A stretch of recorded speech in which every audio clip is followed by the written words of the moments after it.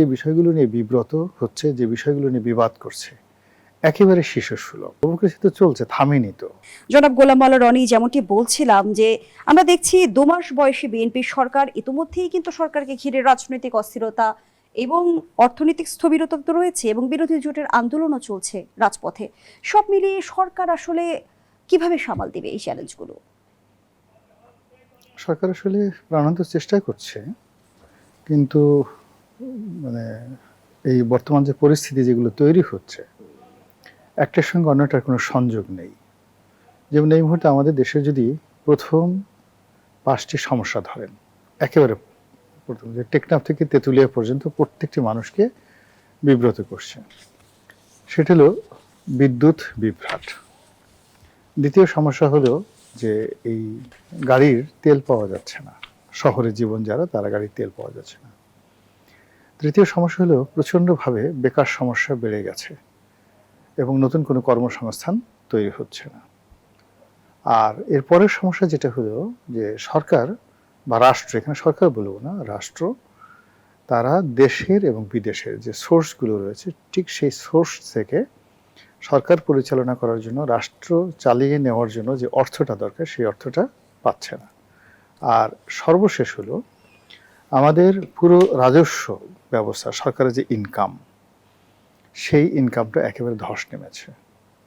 এই বছর যে রাজস্ব খাত থেকে সরকার কত টাকা পায় এবং বাজেটে, গত বছরের বাজেট এবং আগামী বছরের বাজেট যে কিভাবে সামাল দেয়, এই বিষয়গুলো নিয়ে আমরা যারা সাধারণ চিন্তা ভাবনা করি, আমাদের মাথায় ঢুকছে না। এখন এক্ষেত্রে যারা রাষ্ট্র পরিচালনা করছে, সরকার এবং বিরোধী দল উভয় কিন্তু রাষ্ট্র পরিচালনা করছে, সংসদের বিরোধী দল যারা আছে, they are the part of the state own organ.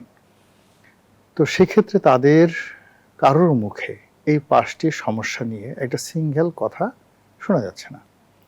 তারা যে বিষয়গুলো নিয়ে বিব্রত হচ্ছে, যে বিষয়গুলো নিয়ে বিবাদ করছে, একেবারে শিশুসুলভ। কেউ ধরুন লিখে দিল ওয়ালের উপরে গুপ্ত, এতে জামাতের খুব মেজাজ গরম হয়ে যাচ্ছে। জামাতের লোকজন বলছে, আরে বাবার লেখাও, হাতের লেখাও ভালো না, এত বাজে হাতের লেখা তো ইউনিভার্সিটি পড়ে না, বাইরে থেকে ভাড়া করে এনে ইউনিভার্সিটিতে লিখতে হয়, আবার বানানো ভুল করে।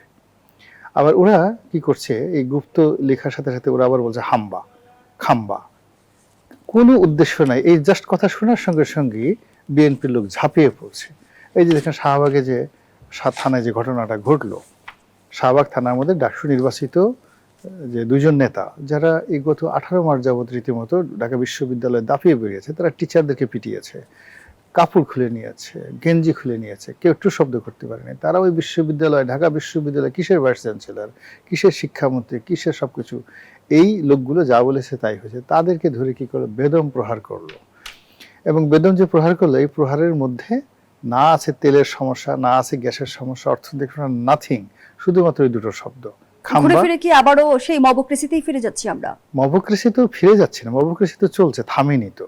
এখানে ফিরে যাওয়ার বিষয় না। আপনি শুধু বলতে পারেন যে মবক্রেসি আগের জমানার চেয়ে বাড়লো না কমলো, আগের চেয়ে নির্মম হলো না নিষ্ঠুর হলো, এটা থামবে কোথায় গিয়ে, বা এটা কোন পর্যায়ে গিয়ে এটা বাড়বে, এই প্রশ্ন। কিন্তু মবক্রেসি তো থামেনি। আমি যেটা বলছিলাম যে আমাদের দেশের দায়িত্বশীল সরকারি দল এবং বিরোধী দল, সরকার এবং সংসদের বিরোধী দল, তারা চলমান যে সমস্যাগুলো 18 কোটি মানুষকে অনেকটা যাকে বলা হয় অক্টোপাসের মতো চেপে ধরতে যাচ্ছে।